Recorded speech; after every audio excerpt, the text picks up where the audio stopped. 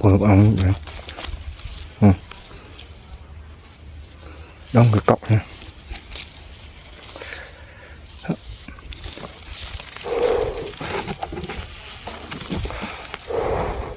Giờ mình phà thuốc nha, phà thuốc nó ra.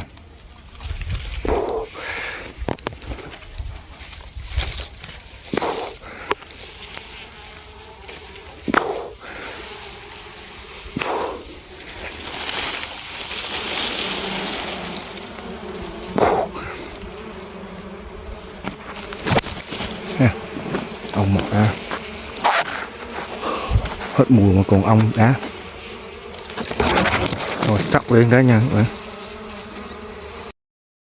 Hello anh em, chơi cu mà bị đừng ổ ong ăn tại gốc luôn nha anh em. Mời anh em dùng nha.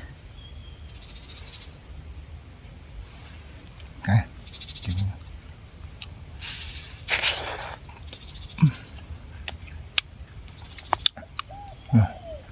đã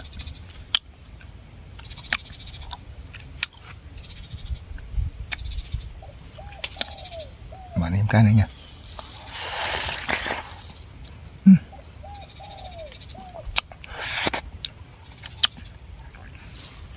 Cu không có cu, có ong ăn được.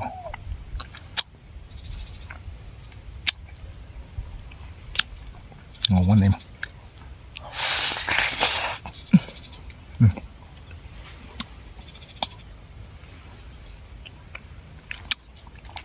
Chấm dừa nha.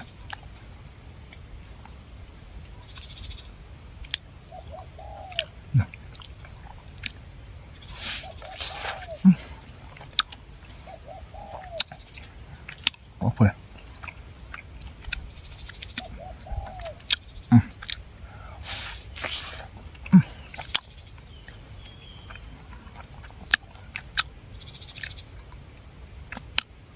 Review ong.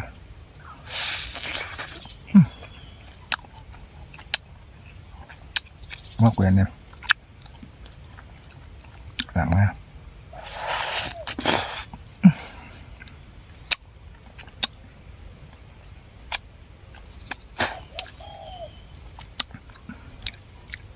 Bắt tại cây này luôn nha.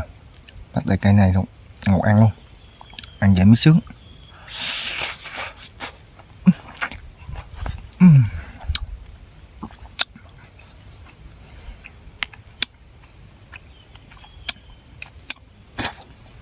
Quá ngọt nữa.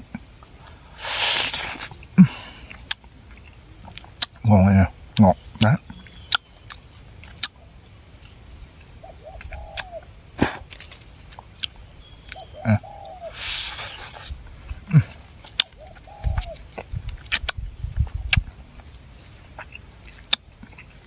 Làm cái nữa hả?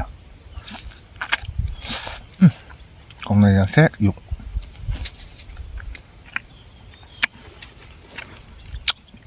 Mời anh em cục nữa nha.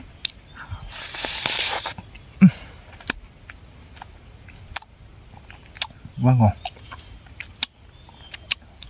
Không có ngon, không có chướng gì mà bằng ăn tại gốc.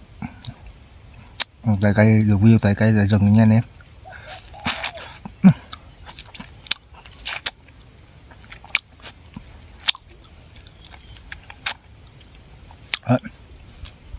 Dắt em dắt lên đây cho nó đóng tiếp.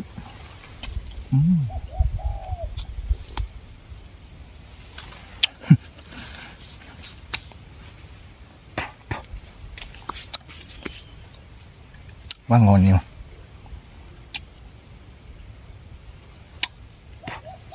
Tàn mà non ngon.